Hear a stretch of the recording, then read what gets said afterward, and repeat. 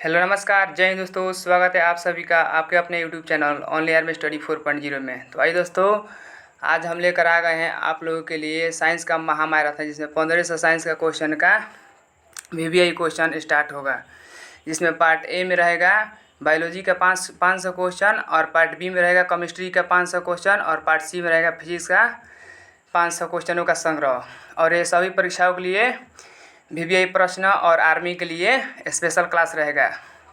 तो चलिए दोस्तों, अपने बढ़ते हैं पार्ट ए बायोलॉजी के 500 क्वेश्चनों का महामैराथन की तरफ। चलिए आते हैं क्वेश्चन नंबर 1 की तरफ, देखते हैं। उससे पहले थोड़ा देख ले बायोलॉजी टॉप प्रश्नों का कुछ अंततः संपर्क दिया है। चलिए, अंततः सार्थक प्रयासों के बावजूद PDF में कुछ कमियां तथा त्रुटियां की रहने की संभावना हो सकती है। अतः आप सभी पाठकों का सुझाव सादर संपादित में यह सुझाव इंस्टाग्राम पर फॉलो कर सकते हैं हमरे। चलिए, पर मैसेज के रूप में भी दे सकते हैं। चलिए बढ़ते हैं क्वेश्चन नंबर 1 की तरफ। क्वेश्चन नंबर 1 होगा हमारा जीव विज्ञान शब्द का प्रयोग सर्वप्रथम लेमार्क और ट्रेविनस ने कब किया? जीव विज्ञान शब्द का प्रयोग सबसे पहले लेमार्क और ट्रेविनस ने कब किया? तो 1881 में किया। चलिए बढ़ते हैं क्वेश्चन नंबर 2 की तरफ। क्वेश्चन नंबर 2 होगा हमारा बायोलॉजी का, जीव विज्ञान के मधुमक्खी पालन में अध्ययन को क्या कहते हैं? जीव विज्ञान में मधुमक्खी पालन के अध्ययन को क्या कहते हैं? तो इसको एपीकल्चर कहते हैं। बढ़ते हैं क्वेश्चन नंबर 3 की तरफ। क्वेश्चन नंबर 3 होगा हमारा, कवक फंगस के अध्ययन को क्या कहते हैं? कवक फंगस के अध्ययन को क्या कहते हैं? तो इसको माइकोलॉजी कहा जाता है।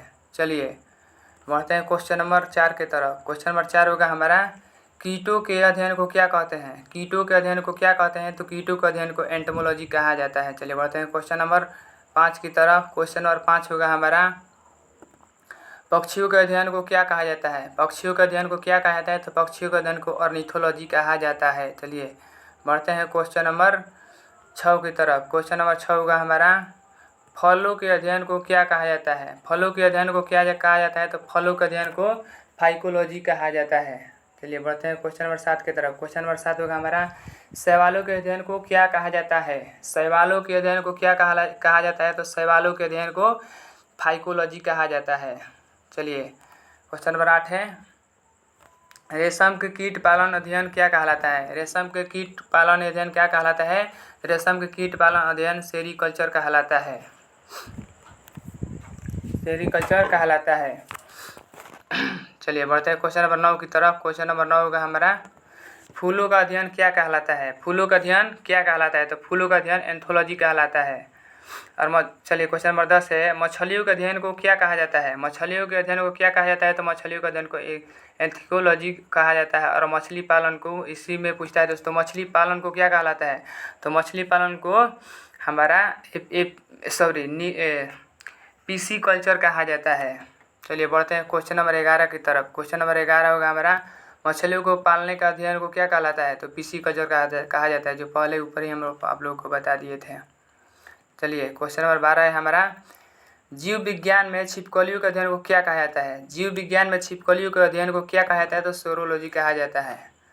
चलिए क्वेश्चन नंबर 13 को देखते हैं। क्वेश्चन नंबर 13 है, जीव विज्ञान का जनक किसे कहा जाता है? जीव विज्ञान का जनक किससे कहा जाता है? तो जीव विज्ञान का जनक अरस्तु को कहा जाता है। चलिए बढ़ते हैं क्वेश्चन नंबर 14 की तरफ।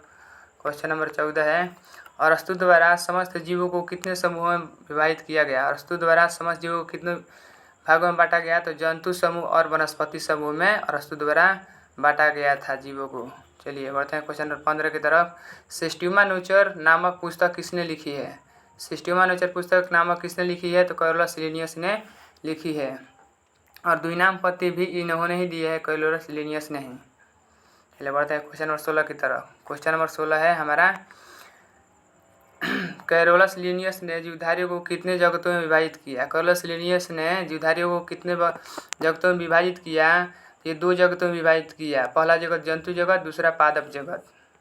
चलिए बढ़ते हैं क्वेश्चन नंबर 17 की तरफ। क्वेश्चन नंबर 17 होगा हमारा, आधुनिक वर्गीकरण का पिता किसे कहा जाता है? आधुनिक वर्गीकरण का पिता किसे कहा जाता है? तो आधुनिक वर्गीकरण का पिता कैरोलस लिनियस को कहा जाता है। चलिए नेक्स्ट क्वेश्चन को देखते हैं। नेक्स्ट क्वेश्चन होगा हमारा, सर्वप्रथम जीवों के द्विनाम पत्ती किसने शुरू किया? सर्वप्रथम जीवों को द्विनाम पत्ती किसने शुरू किया? तो जीवों को द्विनाम पत्ती कैरोलस लिनियस साहब ने दिया था। चलिए बढ़ते हैं क्वेश्चन नंबर 19 की तरफ। क्वेश्चन नंबर 19 होगा बायोलॉजी का। सर्वप्रथम 1969 ईस्वी में जीवों को 5 जगत प्रणाली में किसने वर्गीकृत किया? सर्वप्रथम 1969 में जीवों के 5 जगत प्रणाली में किसने वर्गीकृत किया? तो विटेकर ने 5 जगत मोनेरा, प्रोटिस्टा, पादप, कवक और जंतु जगत में विभाजित किया। चलिए बढ़ते हैं क्वेश्चन नंबर 20 की तरफ। क्वेश्चन नंबर 20 होगा हमारा, सभी प्रोकैरियोटिक जीवों को किसके अंतर्गत रखा गया है? सभी प्रोकैरियोटिक जीवों को किसके अंतर्गत रखा गया है? तो मोनेरा जगत के अंतर्गत रखा गया है। देखिए दोस्तों, इसमें समय ज़्यादा नहीं ले रहे हैं क्योंकि क्वेश्चन ये हमारा 1 लीनियर क्वेश्चन है और ज़्यादा समय लेने से कोई फ़ायदा भी नहीं होगा। चलिए बढ़ते हैं क्वेश्चन नंबर 21 की तरफ। क्वेश्चन नंबर 21 है हमारा, मनुष्य का वैज्ञानिक नाम क्या है? और मनुष्य का वैज्ञानिक नाम क्या है? तो मनुष्य का वैज्ञानिक नाम होमो सेपियंस है। और दोस्तों, आप लोगों से ये गुजारिश है कि वीडियो अच्छी लगी तो अपने दोस्तों के पास शेयर लाइक एंड सब्सक्राइब जरूर करें, क्योंकि दोस्तों इतने मज़ेदार क्लास और इतने मज़ेदार साइंस का क्वेश्चन आप लोगों को कहीं और किसी प्लेटफार्म पर देखने को नहीं मिलेगा। आप लोगों को मिलेगा तो सिर्फ ओनली आर्मी स्टडी 4.0 पे ही मिलेगा। चलिए बढ़ते हैं क्वेश्चन नंबर 22 की तरफ। क्वेश्चन नंबर 22 होगा हमारा, मोटर का वैज्ञानिक नाम क्या है? मोटर का वैज्ञानिक नाम क्या है? तो मोटर का वैज्ञानिक नाम है पिसम सटाइबम। चलिए क्वेश्चन नंबर 23 को देखते हैं। क्वेश्चन नंबर 23 हमारा, चना का वैज्ञानिक नाम क्या है? चना का वैज्ञानिक नाम क्या है? तो चना का वैज्ञानिक नाम है हमारा सीरस एरिटिनम। चलिए बढ़ते हैं क्वेश्चन नंबर 24 की तरफ। क्वेश्चन नंबर 24 होगा हमारा, मेढक का वैज्ञानिक नाम क्या है? मेढक का वैज्ञानिक नाम क्या है? तो मेढक का वैज्ञानिक नाम है राना टाइग्रिस। चलिए बढ़ते हैं क्वेश्चन नंबर 25 की तरफ। क्वेश्चन नंबर 25 होगा हमारा, बिल्ली का वैज्ञानिक नाम क्या है? बिल्ली का वैज्ञानिक नाम क्या है? तो बिल्ली का वैज्ञानिक नाम है फेलिस डोमेस्टिका। चलिए कुत्ता का वैज्ञानिक नाम क्या है? क्वेश्चन नंबर 26 से कुत्ता का वैज्ञानिक नाम क्या है? तो कुत्ता का वैज्ञानिक नाम है कैनिस फेमिलियर्स। चलिए बढ़ते हैं क्वेश्चन नंबर 27 की तरफ। क्वेश्चन नंबर 27 है हमारा, आम का वैज्ञानिक नाम क्या है? आम का वैज्ञानिक नाम क्या है? तो आम का वैज्ञानिक नाम है मेंजिफेरा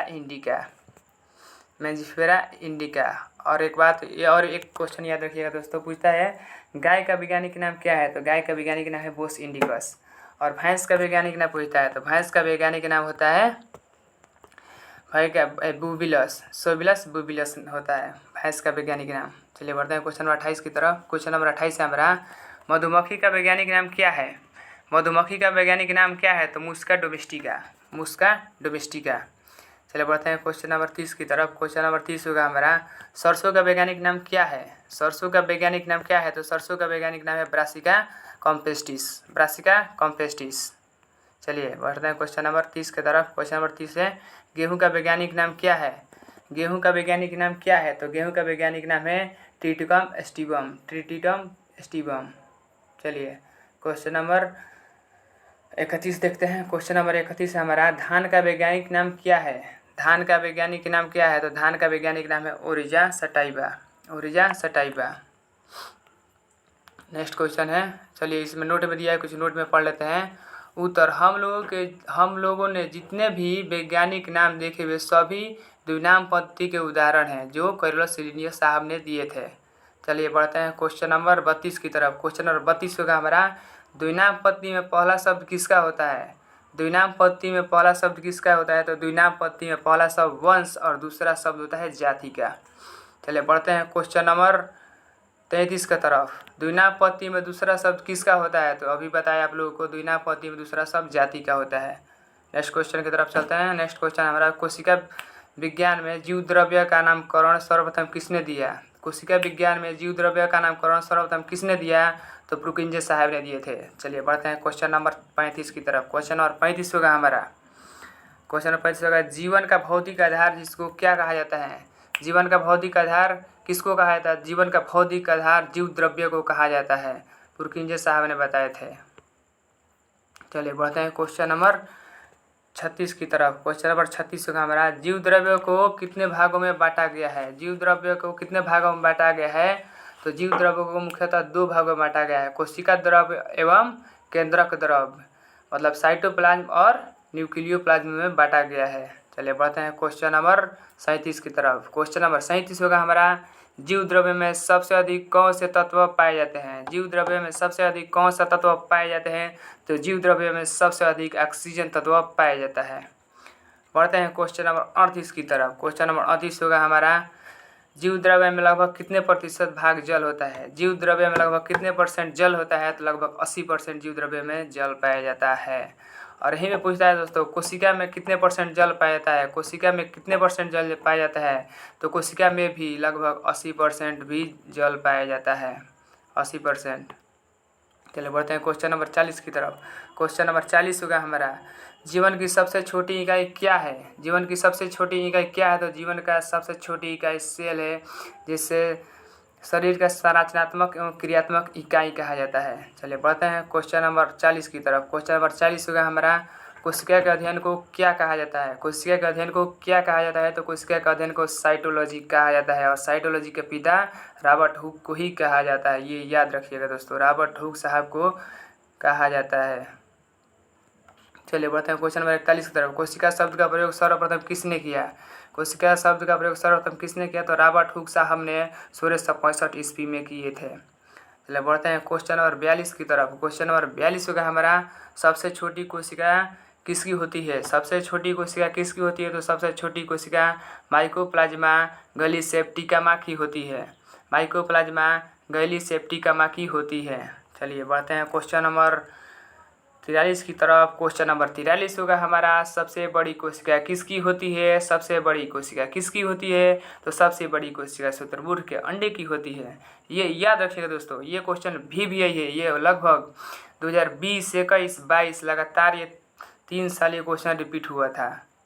लगभग सभी ट्रेडों में क्वेश्चन रिपीट हुआ था। चलिए बढ़ते हैं क्वेश्चन नंबर 44 की तरफ। क्वेश्चन नंबर 44 होगा हमारा, सबसे लंबी कोशिका किसकी होती है? सबसे लंबी कोशिका किसकी होती है? तो सबसे लंबी कोशिका दोस्तों तंत्रिका तंत्र की होती है। और यही पूछता है दोस्तों कि मानव शरीर का सबसे छोटी कोशिका कौन सी होती है? तो मानव शरीर का सबसे छोटी कोशिका होती है वो पुरुष की शुक्राणु। और पूछा जाता है कि मानव शरीर का सबसे बड़ी कोशिका, तो मानव शरीर की सबसे बड़ी कोशिका होती है वो मादा की अंडाणु होती है। चलिए बढ़ते हैं क्वेश्चन नंबर 45 की तरफ। क्वेश्चन नंबर 45 है हमारा, कोशिका सिद्धांत प्रतिपादन किसने किया? कोशिका सिद्धांत प्रतिपादन किसने किया? तो कोशिका सिद्धांत प्रतिपादन स्लाइडेन एवं स्वान ने 1838 से 39 ईस्वी में किए थे। चलिए बढ़ते हैं क्वेश्चन नंबर 46 की तरफ। क्वेश्चन नंबर 46 होगा हमारा, कोशिका सिद्धांत के अनुसार प्रत्येक जीव की उत्पत्ति किससे हुई है? कोशिका सिद्धांत के अनुसार प्रत्येक जीव की उत्पत्ति किससे हुई है? तो कोशिका एंड सेल से हुई है। बढ़ते हैं क्वेश्चन नंबर 47 की तरफ। क्वेश्चन नंबर 47 होगा हमारा, कोशिका सेल कितने प्रकार की होती है? कोशिका सेल कितने प्रकार की होती है? तो दोस्तों कोशिका सेल 2 प्रकार की होती है, प्रोकैरियोटिक सेल एवं यूकैरियोटिक सेल। जिसमें प्रोकैरियोटिक सेल में हमारे जीवाणु, विषाणु, ईस्ट ये सभी आते हैं। और यूकैरियोटिक सेल में जैसे हम लोग, जैसे हम, प्लांट्स हो गए, एनिमल्स हो गए, सभी जीव लगभग यूकैरियोटिक कोशिकाओं के अंतर्गत आते हैं। जैसे मनुष्य हो जाएगा। चलिए बढ़ते हैं क्वेश्चन नंबर 48 की तरफ। क्वेश्चन नंबर 48 होगा हमारा, किस प्रकार के कोशिका में केंद्रक नहीं होता है? किस प्रकार के कोशिका में केंद्रक नहीं होता है? तो ये हमारे प्रोकैरियोटिक कोशिकाओं में लगभग केंद्रक नहीं पाया जाता है। चलिए बढ़ते हैं क्वेश्चन नंबर 49 की तरफ। क्वेश्चन नंबर 49 होगा हमारा, किस प्रकार की कोशिका में केंद्रक होती है? किस प्रकार की कोशिका में केंद्रक होती है? तो यूकैरियोटिक कोशिकाओं में केंद्रक उपस्थित होता है। बढ़ते हैं क्वेश्चन नंबर 50 की तरफ। क्वेश्चन नंबर 50 होगा हमारा, किस प्रकार की कोशिका प्रोटीन एवं कार्बोहाइड्रेट की बनी होती है? किस प्रकार की कोशिका प्रोटीन और कार्बोहाइड्रेट की बनी होती है? तो प्रोकैरियोटिक कोशिका जो होती है लगभग प्रोटीन एवं कार्बोहाइड्रेट की बनी होती है। बढ़ते हैं क्वेश्चन नंबर 51 की तरफ। क्वेश्चन नंबर 51 होगा हमारा, किस प्रकार की कोशिका सेलुलोज की बनी होती है? किस प्रकार की कोशिका सेलुलोज की बनी होती है? तो यूकैरियोटिक कोशिका जो होती है सेलुलोज की बनी होती है। जैसे कि अभी हम आप लोग को बताए दोस्तों, जैसे पेड़ पौधे में होती हैं यूकैरियोटिक सेल पाए जाते हैं। बढ़ते हैं क्वेश्चन नंबर 52 की तरफ। क्वेश्चन नंबर 52 होगा हमारा, किस प्रकार की कोशिकाओं में माइटोकॉन्ड्रिया अनुपस्थित होती है? मतलब कहने का मतलब है किस प्रकार की कोशिका में माइटोकॉन्ड्रिया नहीं होती है? ये प्रोकैरियोटिक कोशिकाओं में माइटोकॉन्ड्रिया नहीं होती है। तो फिर आप लोगों का सवाल होगा दोस्तों कि प्रोकैरियोटिक कोशिका में माइटोकॉन्ड्रिया नहीं होती है तो उसमें श्वसन की प्रक्रिया कैसे होती है।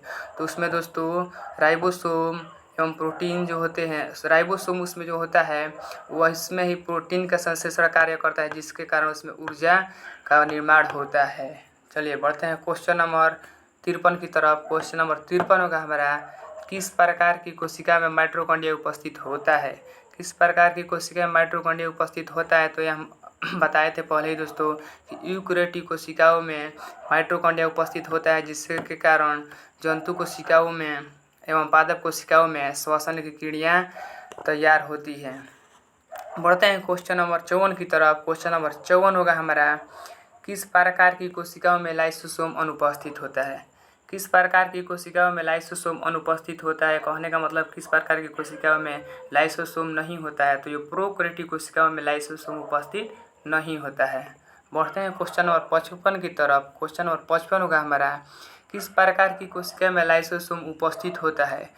किस प्रकार की कोशिका में लाइसोसोम उपस्थित होता है, तो यूकेरियोटिक कोशिकाओं में लाइसोसोम उपस्थित होता है। बढ़ते हैं क्वेश्चन नंबर 56 की तरफ। क्वेश्चन नंबर 56 होगा हमारा, किस प्रकार की कोशिकाओं में डीएनए एकल सूत्र के रूप में मौजूद होती है। किस प्रकार की कोशिकाओं में डीएनए एकल सूत्र के रूप में मौजूद होती है, तो प्रोकैरियोटिक कोशिकाओं में एकल सूत्र के रूप में उपस्थित होती है। चलिए दोस्तों बढ़ते हैं क्वेश्चन नंबर 57 की तरफ। क्वेश्चन नंबर 57 होगा हमारा, किस प्रकार की कोशिकाओं में डीएनए दोहरे सूत्र के रूप में होते हैं, तो यूकेरियोटिक कोशिकाओं में डीएनए दोहरी सूत्र में उपस्थित होते हैं। बढ़ते हैं क्वेश्चन नंबर 58 की तरफ। क्वेश्चन नंबर 58 होगा, प्रोकैरियोटिक कोशिकाओं में श्वसन किसके द्वारा होता है। प्रोकैरियोटिक कोशिका में श्वसन किसके द्वारा होता है, तो प्रोकैरियोटिक कोशिका में श्वसन जो होता है हमारा प्लाज्मा झिल्ली एवं राइबोसोम के द्वारा होता है। प्लाज्मा झिल्ली और राइबोसोम के द्वारा होता है, याद रखिएगा दोस्तों, राइबोसोम के द्वारा। चलिए बढ़ते हैं क्वेश्चन नंबर 59 की तरफ। क्वेश्चन नंबर 59 होगा हमारा, यूकेरियोटिक कोशिका में श्वसन किसके द्वारा होता है। यूकेरियोटिक कोशिका में श्वसन किसके द्वारा होता है, तो यूकेरियोटिक कोशिका में श्वसन माइटोकॉन्ड्रिया के द्वारा होता है। बढ़ते हैं क्वेश्चन नंबर 60 की तरफ। क्वेश्चन नंबर 60 होगा हमारा, लिंग प्रजनन क्षमता किस प्रकार कोशिकाओं में नहीं पाया जाता है। लिंग प्रजनन क्षमता किस प्रकार की कोशिकाओं में नहीं पाई जाती है, तो ये प्रोकैरियोटिक कोशिकाओं में नहीं पाई जाती है। चलिए बढ़ते हैं क्वेश्चन नंबर 62 की तरफ। क्वेश्चन नंबर 62 होगा हमारा, जीवाणु की कोशिका भित्ति बनी होती है। जीवाणु की कोशिका भित्ति किसकी बनी होती है, तो जीवाणु की कोशिका भित्ति बनी होती है पेप्टिडोग्लाइकेन की बनी होती है जीवाणु की कोशिका भित्ति। कहते हैं क्वेश्चन नंबर 63 की तरफ, तारकाय सेंट्रोसोम की खोज किसने की। तारकाय सेंट्रोसोम की खोज किसने की, तो तारकाय सेंट्रोसोम की खोज बोबेरी साहब ने किए थे। चलिए क्वेश्चन नंबर नेक्स्ट को देखते हैं। हमारा नेक्स्ट क्वेश्चन है, पादप कोशिका में सर्वप्रथम राइबोसोम की खोज किसने की। पादप कोशिका में राइबोसोम की खोज सर्वप्रथम किसने की, तो रामबिस एवं ब्राउन ने किए थे 1953 में। याद रखें दोस्तों, ये क्वेश्चन बहुत ही इंपॉर्टेंट BBI है। बढ़ते हैं क्वेश्चन नंबर 65 की तरफ। जंतु कोशिका में सर्वप्रथम राइबोसोम की खोज किसने की। जंतु कोशिकाओं में सर्वप्रथम राइबोसोम की खोज किसने की, तो पलाडे साहब ने किए थे। बढ़ते हैं क्वेश्चन नंबर 66 की तरफ। क्वेश्चन नंबर 66 होगा हमारा, राइबोसोम किस चीज़ का बना होता है। राइबोसोम किस चीज़ का बना होता है, तो राइबोसोम RNA एवं प्रोटीन का बना होता है। क्वेश्चन नंबर 67 होगा, RNA का पूर्ण रूप क्या है। RNA का पूर्ण रूप क्या है, तो राइबोज न्यूक्लिक एसिड होता है RNA का पूर्ण रूप। और पूछता है DNA का पूर्ण रूप क्या है, तो DNA का पूर्ण रूप है डीऑक्सीराइबोज न्यूक्लिक एसिड। चलिए बढ़ते हैं क्वेश्चन नंबर 69 की तरफ। क्वेश्चन नंबर 69 होगा हमारा, प्रोटीन की फैक्ट्री किससे कहा जाता है। प्रोटीन का फैक्ट्री किससे कहा जाता है, तो प्रोटीन की फैक्ट्री राइबोसोम को कहा जाता है, जो राइबोसोम को कहा जाता है। बढ़ते हैं क्वेश्चन नंबर 70 की तरफ। क्वेश्चन नंबर 70 होगा, माइटोकॉन्ड्रिया की खोज सर्वप्रथम किसने किया। माइटोकॉन्ड्रिया की खोज सर्वप्रथम किसने किया, तो माइटोकॉन्ड्रिया की खोज सर्वप्रथम अल्टमैन ने 1886 ईस्वी में किया। और यही पूछता है दोस्तों, माइटोकॉन्ड्रिया की नामकरण किसने दिया। माइटोकॉन्ड्रिया के नामकरण किसने किया, तो माइटोकॉन्ड्रिया का नामकरण बेंडा साहब ने दिए थे। बेंडा साहब ने माइटोकॉन्ड्रिया का नामकरण दिए थे। चलिए क्वेश्चन नंबर 71 देखते हैं। क्वेश्चन नंबर 71 होता है किसने माइटोकॉन्ड्रिया का नामकरण दिया? अभी बताए दोस्तों, बेंडा साहब ने किए। चलिए बढ़ते हैं क्वेश्चन नंबर 72 की तरफ। क्वेश्चन नंबर 72 हमारा ऊर्जा युक्त कार्बनिक पदार्थों का ऑक्सीकरण कहाँ होता है? ऊर्जा युक्त कार्बनिक पदार्थों का ऑक्सीकरण कहाँ होता है? तो हमारा माइटोकॉन्ड्रिया में होता है, जो 38 एटीपी मिल करके 38 एटीपी मिल करके एक ग्लूकोज का निर्माण करते हैं, जो हमारे शरीर में ऊर्जा प्रदान करते हैं। बढ़ते हैं क्वेश्चन नंबर 73 की तरफ। क्वेश्चन नंबर 73 हमारा कोशिका का पावर हाउस किसे कहा जाता है? तो ये सभी आप लोग जानते हैं दोस्तों, ये हमारे माइटोकॉन्ड्रिया को कहा जाता है। नेक्स्ट क्वेश्चन को देखते हैं। क्वेश्चन नंबर हमारा 74 है कोशिका का ईंधन किसे कहा जाता है? तो माइटोकॉन्ड्रिया को कोशिका का ईंधन कहा जाता है। डीएनए पाया जाता है, तो माइटोकॉन्ड्रिया एवं क्लोरोप्लास्ट में डीएनए पाया जाता है कोशिका के बाहर। गल्जी इकाई की खोज किसने की? गल्जी इकाई की खोज कैमिलो गल्जी साहब ने किए थे। चलिए बढ़ते हैं क्वेश्चन नंबर 77 की तरफ। क्वेश्चन नंबर 77 होगा कोशिका के अणुओं का यातायात प्रबंधन किससे कहा जाता है? कोशिका के अणुओं का यातायात प्रबंधक किसे कहा जाता है? तो कोशिका के अणुओं का यातायात प्रबंधक गल्जी इकाई को कहा जाता है, या गल्जी बॉडी को कहा जाता है। नेक्स्ट क्वेश्चन देखते हैं। क्वेश्चन नंबर 78 होगा हमारा लाइसोसोम की खोज किसने की? तो लाइसोसोम की खोज डी डुबे साहब ने किए थे। बढ़ते हैं क्वेश्चन नंबर 79 की तरफ। क्वेश्चन 79 है बाहरी पदार्थों का भक्षण पाचन करने के लिए लाइसोसोम में कितने प्रकार का एंजाइम पाया जाता है? बाहरी पदार्थों का भक्षण पाचन करने के लिए लाइसोसोम में कितने प्रकार का एंजाइम पाया जाता है? तो ये हमारा 24 प्रकार का एंजाइम पाया जाता है। देखते हैं क्वेश्चन नंबर 80 को। क्वेश्चन नंबर 80 है कोशिका का आत्मघात की थैली किसे कहा जाता है? कोशिका की आत्मघात की थैली किससे कहा जाता है? तो कोशिका की आत्मघात की थैली लाइसोसोम को कहा जाता है, जिसमें जल अपघटक एंजाइम या हाइड्रोलिक एंजाइम पाया जाता है।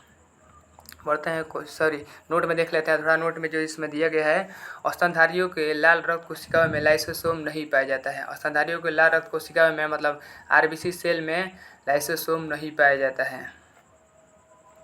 चलिए बढ़ते हैं क्वेश्चन नंबर 81 की तरफ। क्वेश्चन नंबर 81 दिया है हमारा लवक प्लास्टिड किस में पाए जाते हैं? लवक प्लास्टिड किस में पाया जाता है? तो सिर्फ पादप कोशिकाओं में पाया जाता है।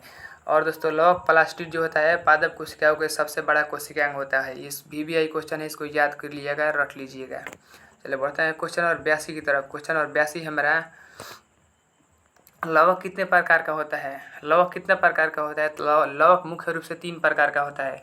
हरित लवक, क्लोरोप्लास्ट, अवर्णित लवक ल्यूकोप्लास्ट, वर्णित लवक क्रोमोप्लास्ट, जो ये पेड़ों पौधों में रंग देने का प्रदान करते हैं। बढ़ते हैं क्वेश्चन नंबर 83 की तरफ। क्वेश्चन नंबर 83 है हमारा हरित लवक का रंग क्या होता है? हरित लवक का रंग कैसा होता है? तो हरित लवक का रंग हरा होता है, जो पेड़ पौधों के पत्तियों में हरा रंग प्रदान करते हैं। बढ़ते हैं क्वेश्चन नंबर 84 की तरफ। क्वेश्चन नंबर 84 है हमारा अवर्णित लवक का रंग क्या होता है? अवर्णित लवक का रंग क्या होता है? तो अवर्णित लवक का रंग जो होता है रंगहीन होता है। जो पेड़ पौधों के जड़ों में देखते होंगे दोस्तों कि जड़ जो होते हैं लगभग रंगहीन होते हैं, सफ़ेद होते हैं। बढ़ते हैं क्वेश्चन नंबर 85 की तरफ। क्वेश्चन नंबर 85 है हमारा वर्णित लवक का रंग क्या होता है? वर्णित लवक का रंग क्या होता है? तो वर्णित लवक का रंग रंगीन मुख्य रूप से लाल, पीले व नारंगी रूप के होते हैं। चलिए बढ़ते हैं क्वेश्चन नंबर 86 की तरफ। क्वेश्चन नंबर 86 है किसके अंदर क्लोरोफिल पाया जाता है? किसके अंदर क्लोरोफिल पाया जाता है? तो हरित लवक के अंदर क्लोरोफिल पाया जाता है। बढ़ते हैं क्वेश्चन नंबर 87 की तरफ। 87 नंबर क्वेश्चन है हमारा पौधे किस सहायता से प्रकाश संश्लेषण की क्रिया करते हैं? पौधे किसके सहायता से प्रकाश संश्लेषण की प्रक्रिया करते हैं? तो ये क्लोरोफिल की सहायता से प्रकाश संश्लेषण की प्रक्रिया करते हैं। चलिए बढ़ते हैं क्वेश्चन नंबर 88 की तरफ। क्वेश्चन नंबर 88 है किस पादप कोशिका का रसोई घर कहा जाता है? किस पादप कोशिका को रसोई घर कहा जाता है? तो हरित लवक को या क्लोरोप्लास्ट को कोशिका का रसोई घर कहा जाता है। क्वेश्चन नंबर 79 देखते हैं। क्वेश्चन नंबर 89 है हमारा पत्तियों का रंग पीला किसकी उपस्थिति के कारण होता है? पत्तियों का रंग पीला किसकी उपस्थिति के कारण होता है? तो ये कैरोटीन के कारण पत्तियों का रंग पीला होता है। चलिए क्वेश्चन नंबर 90 देखते हैं। क्वेश्चन नंबर 90 हमारा पौधे अपने भोजन का संग्रहण कहाँ करते हैं? पौधे अपने भोजन का संग्रहण कहाँ करते हैं? तो पौधे अपना भोजन का संग्रहण जड़ या भूमिगत तनों से करते हैं। जड़ एवं भूमिगत तनों से करते हैं। चलिए बढ़ते हैं क्वेश्चन नंबर 91 की तरफ। क्वेश्चन नंबर 91 है हमारा वर्णित लवक पौधे के किस भाग में पाया जाता है? वर्णित लवक पौधे किस भाग में पाया जाता है? तो वर्णित लवक फूल, फल, गोभी, बीज आदि में पाए जाते हैं। बढ़ते हैं क्वेश्चन नंबर 92 की तरफ। क्वेश्चन नंबर 92 है हमारा, टमाटर का हरा रंग पीला रंग किसकी उपस्थिति के कारण होता है? तो टमाटर का हरा से पीला किसकी उपस्थिति के कारण होता है? तो ये हमारा लाइकोपीन के कारण होता है। चलिए बढ़ते हैं क्वेश्चन नंबर 93 की तरफ। क्वेश्चन नंबर 93 है हमारा बायोलॉजी का, गाजर किसकी उपस्थिति के कारण लाल नारंगी होता है? गाजर किसकी उपस्थिति के कारण लाल नारंगी होता है? तो कैरोटीन प्रोटीन के कारण लाल एवं लाल नारंगी टाइप का होता है। चलिए बढ़ते हैं क्वेश्चन नंबर 94 की तरफ। क्वेश्चन नंबर 94 होगा हमारा, चुकंदर का गाढ़ा लाल रंग किसकी उपस्थिति के कारण होता है? चुकंदर का गाढ़ा लाल रंग किसकी उपस्थिति के कारण होता है? तो बीटानॉन के कारण होता है। चलिए बढ़ते हैं क्वेश्चन नंबर 95 की तरफ। क्वेश्चन नंबर हमारा 95 होगा बायोलॉजी का, कोशिका का सबसे प्रमुख अंग कौन सा है? कोशिका का सबसे प्रमुख अंग कौन सा है? तो केंद्रक या न्यूक्लियस है। क्वेश्चन नंबर 96 होगा हमारा, केंद्रक द्रव में धागे नुमा पदार्थ के जाल को क्या कहते हैं? केंद्रक द्रव में धागे नुमा पदार्थ के जाल को क्या कहते हैं? तो इसे क्रोमेटिन कहा जाता है।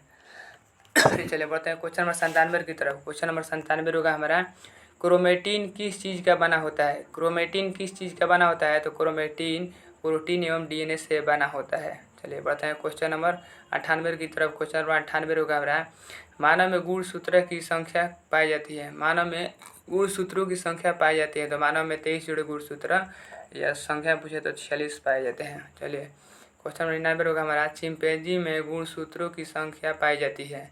चिंपैंजी में गुणसूत्रों की संख्या कितनी पाई जाती है? तो इसमें 24 जोड़े 48 गुणसूत्र पाए जाते हैं, जो मानव के लगभग पूरे समीप या नज़दीकी गुणसूत्रों से इनके स्वभाव जो है वो मानव की तरह थोड़ा थोड़ा होता है। चलिए बढ़ते हैं क्वेश्चन नंबर 100 की तरफ। क्वेश्चन नंबर 100 होगा हमारा, बंदर के गुणसूत्रों की संख्या पाई जाती है। बंदर में गुणसूत्रों की संख्या पाई जाती है।